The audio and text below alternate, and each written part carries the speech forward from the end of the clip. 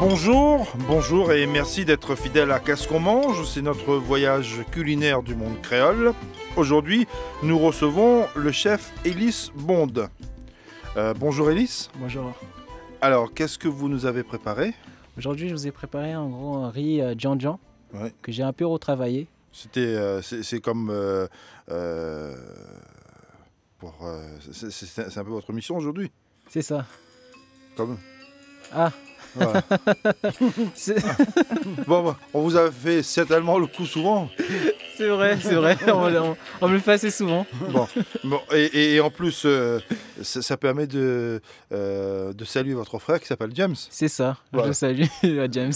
Voilà, donc finalement, on fait le coup, mais on tombe bien bon dans ce qu'on cherche, parce que bon, lui c'est Ellie, le frère c'est James, et en plus c'est son anniversaire.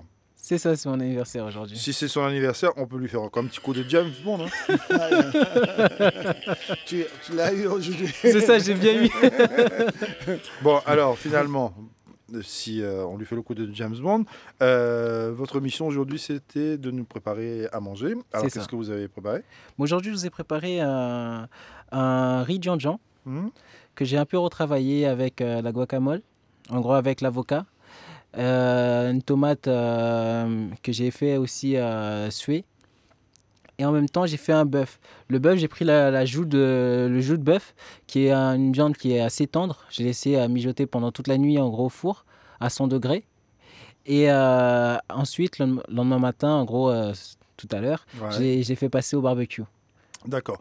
Comme toutes les semaines, nous avons des conseils de nutrition qui sont assurés par Vanessa Merrill, ma mère.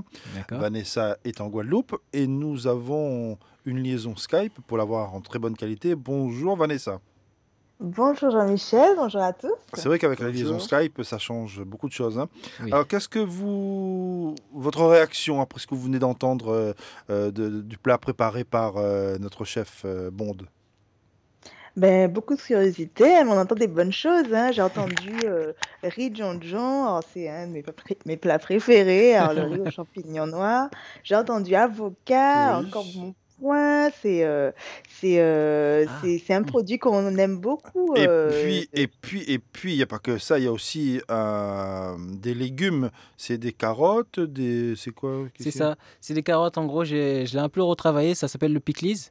Que là, j'ai fait en gros, j'ai laissé presque à l'état brut, voilà, je les ai fait en feuilles. Et j'ai oublié de vous préciser aussi, j'avais comme sauce, j'ai fait une purée de haricots rouges que je fais avec du kumbawa, citronnelle. Ouais, alors Vanessa, donc finalement. Donc là, tu as vraiment retravaillé avec des ingrédients qu'on connaît et qu'on utilise souvent dans la gastronomie créole. Donc les avocats, les haricots rouges, le riz, mais tu as retravaillé de façon différente, très curieuse.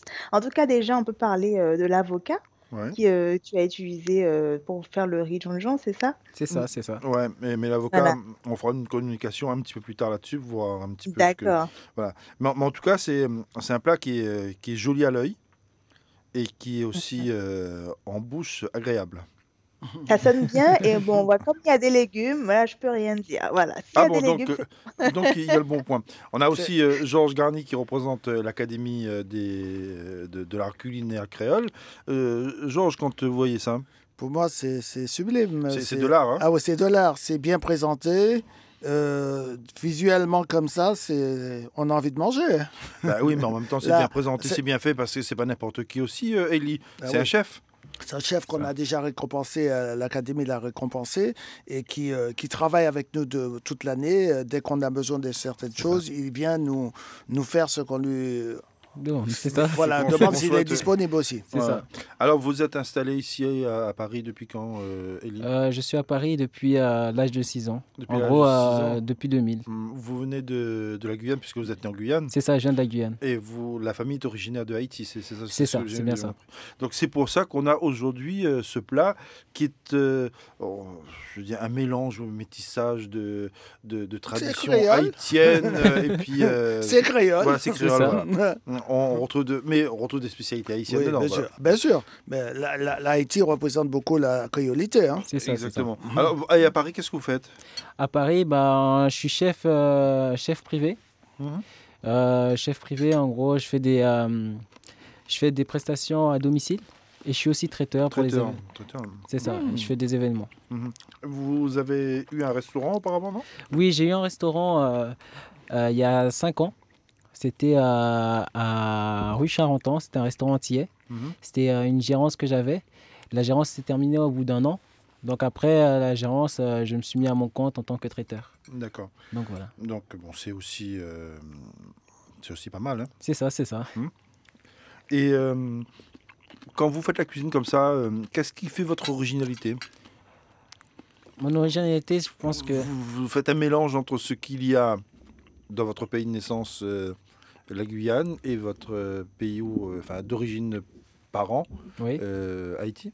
C'est ça. En gros, j'utilise les produits créoles. Oui. Les produits créoles, je les utilise. Et qu'est-ce qui fait en gros aujourd'hui mes plats, c'est vu que le monde s'améliore, pourquoi pas améliorer aussi les plats qu'on a aussi traditionnels, pour que en gros que tout le monde voie que ces plats aussi, c'est des plats aussi qui sont beaux. Et bon. Voilà, quand on est positif, on dit que le monde s'améliore, mais bon, j'ai pas cette impression. Hein, c'est avec au fil du temps, j'ai l'impression qu'au contraire, c'est en train de se détériorer et que tout ce qu'on mange est rempli de pesticides. Donc, on voit bien toutes les maladies toutes les cochonneries qu'on finit par rattraper. C'est vrai. Mais c'est pour ça, en gros, aujourd'hui, moi, ce que je défends réellement, le meilleur. C'est ça, c'est utiliser, voilà, c'est excellent, c'est avoir des produits un peu locaux, pas des produits en gros qui se sont faits pour l'agroalimentaire. Ah oui, pas les produits industriels. C'est ça. Ouais. Et puis bon, quand on est quand on fait ça, c'est de l'artisanat d'art. Oui. Ouais. Mais il faut savoir aussi que chez nous, généralement, les gens, ils aiment bien faire à manger pour manger. Ils n'aiment pas trop acheter déjà des plats déjà faits. Oui, c'est pas pareil. Voilà. Pas pareil. Et puis, on a besoin de ce petit plaisir d'être derrière son voilà. C'est ça. Les gens, ils aiment beaucoup faire à manger, préparer leurs plats. Quand ils arrivent, ils prennent leur temps. Dès le matin, quand ils partent pour aller travailler, ils commencent à préparer, à mettre assaisonner leur... Et le soir, ou quand ils rentrent le midi, c'est déjà juste à passer. C'est déjà passé, ouais, voilà. Mais puisqu'on parle d'assaisonnement, et je venais de goûter le bœuf là à l'instant, ça se voit que c'est un bœuf qui a été quand même beaucoup travaillé, qui a été certainement préparé depuis un certain temps, depuis la veille au moins, avant de passer sur le grill. Hein. C'est ça. C'est pour ça, en gros, quand on coupe, on voit qu'en gros, la viande, elle est aussi tendre que ça. Ouais. Et ce bœuf-là, comment on le fait? Comment on le fait? Moi, je le mets à la cocotte. Je prends toute ma garniture, les carottes, un peu de persil, du thym, laurier, et je le mets tout ça dans ma cocotte avec un bon jus. Et je le ferme et je le mets dans mon four. Et tout ça, en gros, je laisse à 100 degrés pendant à peu près toute la nuit. Comme ça, en gros, la viande, elle vient vraiment très tendre le lendemain matin. Ah oui, c'est une bonne viande. Hein. Et puis, il y a un goût de fumée aussi. C'est le barbecue, ça. Hein. C'est ça, c'est le barbecue. Ouais. Le chef Bond ne nous dit pas aussi que dernièrement, il n'était pas sur le territoire. Il est parti cuisiner à l'étranger. C'est vrai. J'ai dû me déplacer... Pas plutôt... Ça, c'est le côté agréable, ça. Hein. C'est ça. J'étais parti la semaine dernière. J'étais parti au Rwanda, à Kigali, pour représenter la gastronomie française. Donc voilà, cette mission s'est super bien passée. J'ai pu transmettre à d'autres chefs, en gros, le savoir-faire. Et les montrer parce que même sur le territoire... En Afrique, ils n'utilisent pas forcément des produits. Il y a des produits qu'ils n'utilisent pas, comme j'étais assez surpris, la tomate cerise. Mais en même temps, c'est aussi le mauvais côté de chez nous. Ça, c'est nos produits, on ne les met pas forcément de valeur. On préfère les produits qui sont importés, c'est meilleur. Hein. C'est ça. Ce qu'on dit à La Réunion, c'est le complexe de la goyave de France. Comme s'il y avait des goyaves en France. Hein. C'est ça. Donc voilà, c'était super... En gros, la mission s'est super bien déroulée, donc ils étaient assez satisfaits de mon travail. Ils veulent que je revienne, donc voilà. D'accord. Et vous avez fait quel genre de plat? Un peu de créole aussi? Non, là, vu que c'était pour représenter plus la cuisine française. La cuisine française. La cuisine créole est partie intégrante. Hein. C'est partie intégrante de la cuisine française. Voilà. C'est ça. Donc j'ai fait le coq au vin, j'ai travaillé l'escargot bourguignon, mais je l'ai un peu refait à ma manière parce que j'ai étudié, vu que là-bas ils ont le sakasaka, c'est comme c'est la feuille de manioc que j'ai retravaillé avec. Ah, ça c'est bon, ça. Voilà. Les feuilles de manioc. Donc j'ai fait avec l'escargot et on avait la solmélière que j'ai travaillé. Bon, là-bas ils ont la patate douce parce que vu qu'il n'y avait pas forcément, je voulais faire avec des pommes de terre. Après je suis tombé sur la patate douce, je me suis dit bon pourquoi pas faire. Voilà. Mais c'est marrant, l'escargot et tout ça, c'est des produits qui sont sortis d'où? De France. De France. C'est ça. Ah d'accord, vous êtes arrivé avec vos produits? Voilà, on a commandé pour que ça vienne directement en France. Il y a des escargots en Afrique aussi quand même. Ben oui, c'est ça, je comprends pas. C'est ça. Moi, mais en même temps, au moins les escargots étaient déjà prêts. Bon, c'est vrai. Ouais, c'est ça, peut-être. Parce que après, c'est vrai que là, on parle du Rwanda, mais ça peut être valable pour chez nous aussi. Est-ce qu'on consomme vraiment nos produits? C'est ça. Ouais, voilà. Donc, moi, je me rappelle, quand j'étais plus petit, les parents travaillaient la terre, et puis on avait des choux dans la plantation. Il y avait plein d'escargots, mais bon, nous-mêmes, on n'utilisait pas les escargots. On ramassait les escargots, on les donnait à quelqu'un d'autre. Oui, c'est vrai. Voilà. Ouais. Mais il faut dire aussi, traditionnellement, les gens n'étaient pas obligés d'acheter certains produits comme l'igname et tout ce qui s'ensuit, parce que chaque personne avait ses propres produits chez eux. Oui, c'est vrai. Mais bon, maintenant, les choses sont devenues tellement plus modernes. Il y a les HLM, tout ce qui s'ensuit. Alors personne. Bah oui, quand tu habites dans un appartement, difficile de faire pousser son igname. Voilà, c'est ça. Alors tout change, toutes les valeurs qu'on avait, ça change. C'est une nouvelle société. Il faut s'adapter à ça. Alors ce qui vient, les industriels, ils ont compris ce système et ils mettent à disposition les gens et la facilité, voilà. Ouais. Bon, par exemple, les choses très simples. J'ai vu un reportage de quelqu'un qui partageait un reportage de, je crois que c'était de la 5, sur les soupes industrielles. Et on voyait très bien que dans les soupes, il n'y avait pas que des légumes et de l'eau. Hein. C'est ça. C'est exactement ça. Dans l'industriel, ils mettent beaucoup de... Il y a beaucoup de poudre et qu'est-ce qu'il y a dans la poudre? Et beaucoup de produits. Voilà. Donc, il vaut mieux faire sa petite cuisine à la maison. On sait au moins qu'est-ce qu'on met dedans. Hein. C'est ça, exactement. N'est-ce pas, Vanessa? En matière de soupe, d'accord. Élise, est-ce que les soupes créoles, t'en connais ou? J'ai une soupe que ma mère fait souvent. On appelle ça bouillon. Et il y a des dambrés, comme on dit en Martinique ou en Guadeloupe. Nous, on appelle ça des boys. Ouais. Il y a de l'igname, il y a des bananes, il y a le manioc. Ouais. En gros, voilà, et on met du cabrit. Oui. Et ça prend du temps. Voilà, ça prend vraiment beaucoup de temps. Et ça s'appelle le bouillon. Le bouillon. Ouais. Donc ça fait après, une fois qu'on mange ça, on sent que on a bien mangé. Quoi. On est bien debout. C'est ça. Moi, ça me rappelle aussi les soupes qu'on faisait à la maison. C'est quand papa faisait ça. Une grande marmite. Il prenait le riz de la veille qu'il mettait dedans, un gros morceau de bœuf avec l'os, et puis les légumes, le chouchou, Mais dites-moi, Vanessa, qu'est-ce que vous en pensez des soupes pour les soupes antillaises? Est-ce que c'est... On a une grande tradition de soupe. À Marie-Galante, c'est le bébélé, les soupes à Congo, comme il dit, comment tu appelles ça, le bouillon? Le bouillon, c'est ça. Oui, on fait des soupes, on met plein de légumes dedans, on met de la viande. Ça réconforte, même s'il fait chaud, mais on a besoin de se réconforter quand même. Mais au niveau de la santé, est-ce qu'il y a des gens qui disent pour maigrir, pour être en forme, il faut boire que de la soupe? Des légumes. Des légumes et des... Oui, mais bon, nous, on fait des soupes et c'est pas que des soupes de légumes. Nos soupes ne sont pas des légumes, c'est beaucoup plus... c'est consistant. C'est ça. Très consistante. Mais s'il y a beaucoup de légumes, si on fait une soupe avec prédominance de légumes, par exemple chouchou, carottes, choux, etc., épinards. Moi, je fais des soupes souvent comme ça avec plein de légumes. Donc, du coup, c'est réinventer exactement ce qu'on fait traditionnellement. Et pourquoi pas ajouter du fruit à pain, un peu de patate douce, un peu de banane, pour juste que ce soit un peu plus calant. Mais que ce ne soit pas la base, oui, là, effectivement, ça peut être vraiment... mais on a une soupe qui c'est pas une soupe, je sais pas, c'est le kalalou. C'est une soupe ou... ou pas? Le kalalou, moi, le kalalou que je connais, c'est plutôt une sauce parce qu'effectivement, on va mettre beaucoup de feuilles de madère dedans, du crabe et tout. Et on va le manger avec du riz. Voilà. Vanessa a son crabe qui attend ça. Hein. Ah, c'est la période là, c'est aujourd'hui là alors le kalalou. C'est demain. C'est demain? Lundi de Pâques, là, c'est le kalalou. Ces jours sont comptés là.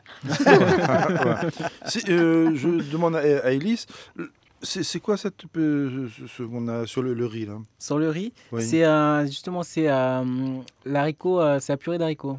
Purée d'haricots rouges? C'est ça. C'est bon, c'est vraiment bon. C'est ça, je l'ai fait avec le kumbawa et citronnelle. Comment on fait ça?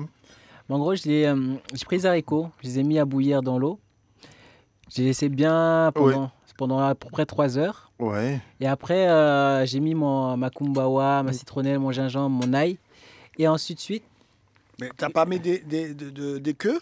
Si, voilà, j'ai mis la cochon. C'est quoi ça? La cochon. La salaison. Une salaison pour mettre, c'est soit les museaux de cochon ou la queue, queue de cochon. Pour donner du goût. Ah, d'accord, pour donner du goût. Mais après, ça se mixe tout ça ensemble, non? Non, après, vu que c'est que la queue, en gros, c'est pour donner vraiment le goût. C'est pendant les 3 heures, ça a le temps de bien mijoter dedans. Et après, je retire la cochon et c'est là, après, je commence à mixer tout ça. Parce que l'eau est bien réduite. Là, après, je mixe et après... En tout cas, cette crème ou cette purée de haricots rouges est vraiment excellente. Hein. Merci. Ouais, super. Les saveurs sont concentrées, j'imagine. Ah, c'est ça, voilà, c'est exactement ça. Donc, c'est quelque chose qu'on peut faire tranquillement à la maison. Hein. C'est ça. Ouais.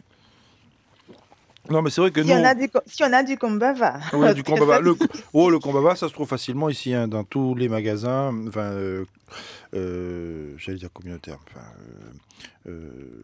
où on retrouve les produits dans les magasins ethniques. C'est de quelle origine le kombava, c'est...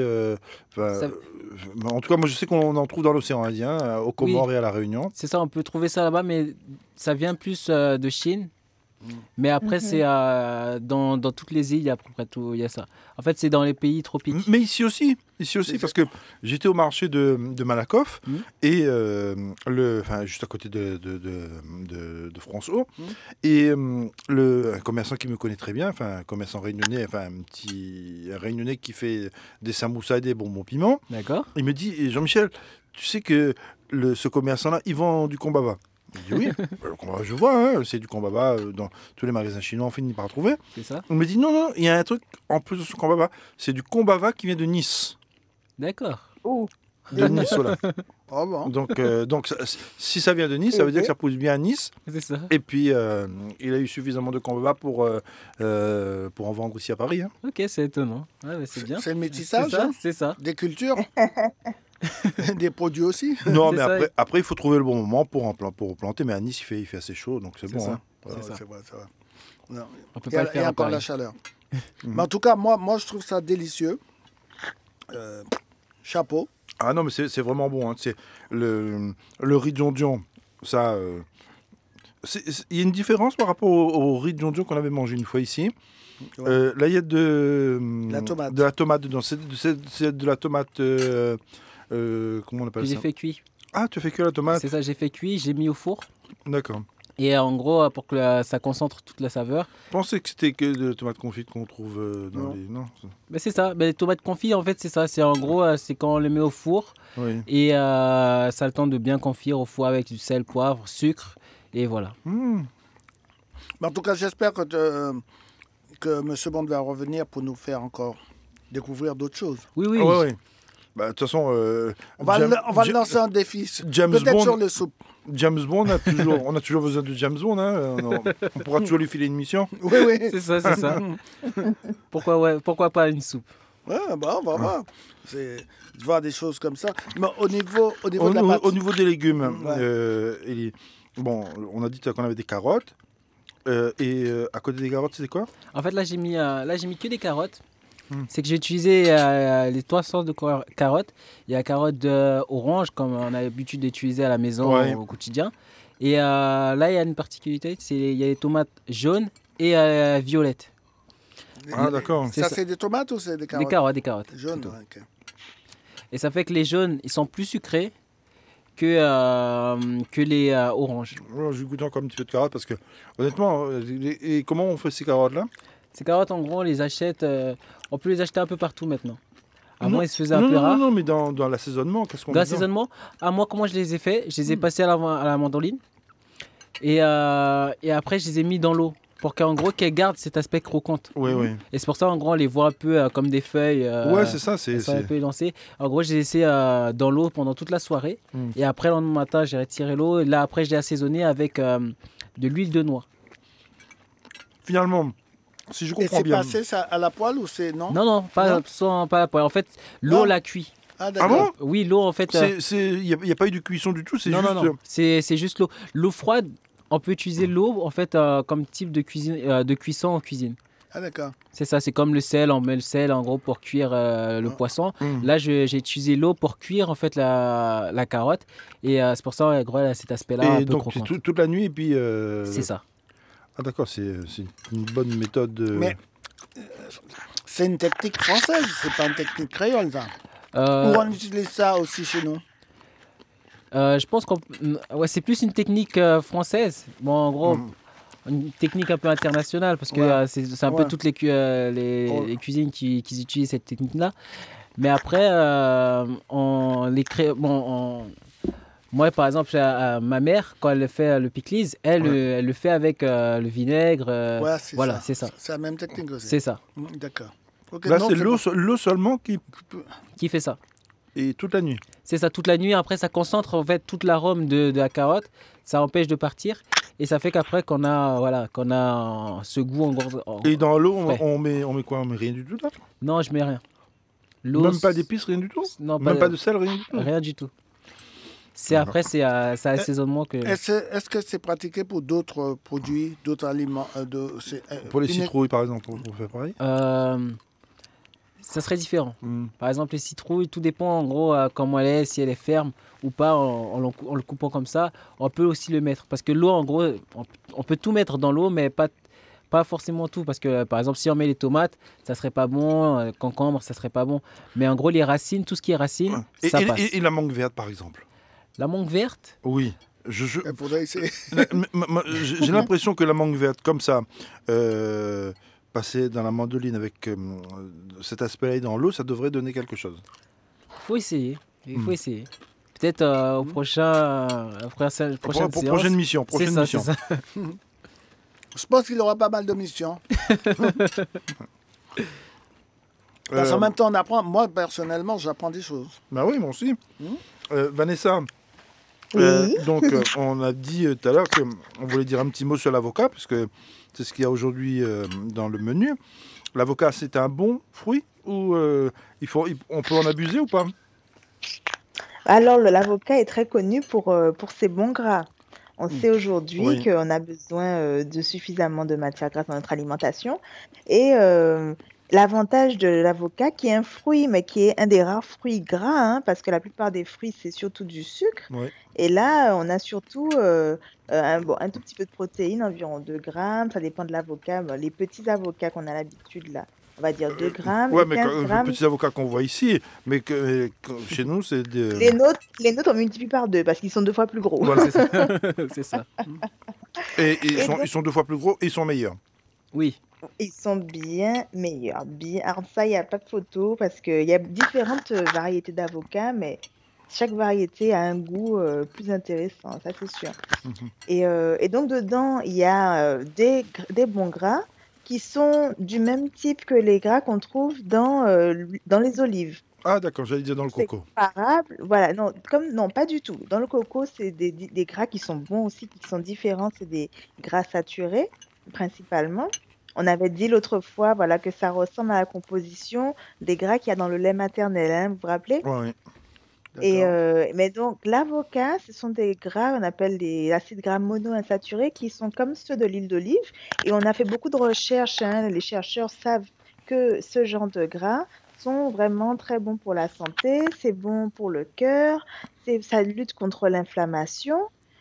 Et c'est aussi bon pour diminuer le mauvais cholestérol et gérer en fait tous ces problèmes qui sont liés à des problèmes de triglycérides, on va dire. Donc on peut faire ça Une cure d'avocat.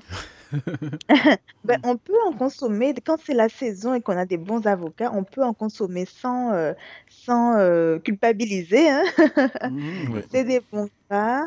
Voilà, La les nature est bien avocats. faite, hein, finalement. La nature est bien faite. Et aussi, il y a des fibres dans les avocats, c'est aussi intéressant parce que ce sont des fibres qui sont vraiment intéressantes, des fibres solubles, on dit. Et donc, l'avocat, on le sent pas hein, au goût, c'est pas quelque chose qui est désagréable, fibreux et tout, hein, mais il y a des bonnes fibres dedans, donc c'est bon pour le transit et pour le bien-être de sa flore digestive. Donc, il y a tout bon pour l'avocat. Je voulais poser une petite question concernant, est-ce que tu peux nous dire quelque chose sur le fleur de sucre de coco? Tu connais? Oui, oui, oui, tout à fait. Alors, le sucre de coco, c'est fait avec les fleurs du coco avant que ça devienne du coco. Ah bon? Ouais, ouais, avant que les fleurs deviennent des petits cocos, et voilà, c'est pris, comment dire, c'est un sucre qui est intéressant parce que au niveau de l'index glycémique, donc c'est la façon dont ça va affecter la glycémie, le taux de sucre dans le sang, c'est plus bas que le sucre normal. Mais Pourquoi? si c'est sucré, ces fleurs, est-ce qu'il y a du miel de coco? Non. Ils font pas du miel, mais tu sais, comme du sucre, comment on dit ça? Comme un sirop, hein, oui, ça existe aussi. Comme le sirop d'érable? Parce qu'à la base, c'est du sirop et après, ils font chauffer pour faire évaporer l'eau. Hein. D'accord, je pensais que c'était comme le sirop d'érable. Non, non, à la base, c'est un sucre. C'est un sucre, voilà. Donc, c'est exactement le même principe, hein, effectivement. Et donc, pourquoi c'est un index glycémique plus bas? Parce que dedans, c'est complet en fait. Il y a des fibres, il y a des oligo-éléments, il y a des vitamines. Donc, c'est pour ça que c'est meilleur pour la santé que le sucre raffiné. Voilà. Il paraît que c'est très bon pour les diabétiques, c'est ça. Voilà, grâce à cette propriété-là. Donc, du coup, c'est plus intéressant pour les diabétiques. Mais je tiens à préciser aussi on parle beaucoup du sucre de coco, mais le sucre complet de canne, c'est le même principe. Ah, donc, si on trouve du sucre complet, il faut que ce soit marqué sucre complet dessus. C'est bon aussi, hein, c'est meilleur, on va dire. Hein. Je ne vais pas dire oui, il faut abuser, mais c'est meilleur. Oui, voilà. C'est comme d'habitude, on prend ça avec modération. Hein. Modération étant notre camarade, on compte sur lui. Hein. On compte sur modération. On compte sur modération, pas très raisonnable. Mais le goût du sucre de coco et du sucre complet, c'est vraiment bon. Hein. Moi, je trouve que ça a un petit goût un peu comme la réglisse. Ça rappelle. Ouais, c'est très bon, j'en ai goûté. Voilà. Il y a une complexité de goût qui est vraiment intéressante. Hein. Ouais. Là, nos assiettes sont vides. Hein. C'est la preuve que c'était bon. Hein. Ouais. Bon, en tout cas, merci Vanessa, merci à l'Académie de l'art culinaire créole, représentée aujourd'hui par Georges Garnier, avec qui on fait donc cette émission. Merci à Denis Desgout qui a assuré la mise en onde de cette émission. Et comme toutes les semaines, c'est Louis-Gérard Salcède qui s'occupe de notre page Facebook, puisque cette émission, vous la retrouvez en émission radio filmée sur Facebook, une émission donc vous pouvez liker au maximum, donc partager au maximum et puis vivre nos cuisines. C'est ce qu'on peut dire. Et on avait pensé dire un petit mot sur la prochaine manifestation de l'Académie de l'art culinaire créole. Voilà. Et puis après, on est parti dans nos gourmandises. Juste donner la date. La date, c'est le 19 mai. Ouais. Et ça se passe au salon de l'Hôtel de Ville de Paris avec la Guyane qui sera à l'honneur cette année. Donc, on pourra bien manger. Bien manger. Avec nos chefs créoles. Oui, c'est une remise de trophée gala avec les chefs, les cuisinières de la Guyane qui viennent spécialement pour ça. C'est le 19 mai au salon de l'Hôtel de Ville de Paris. En tout cas, merci à tous et bon appétit et bonne journée.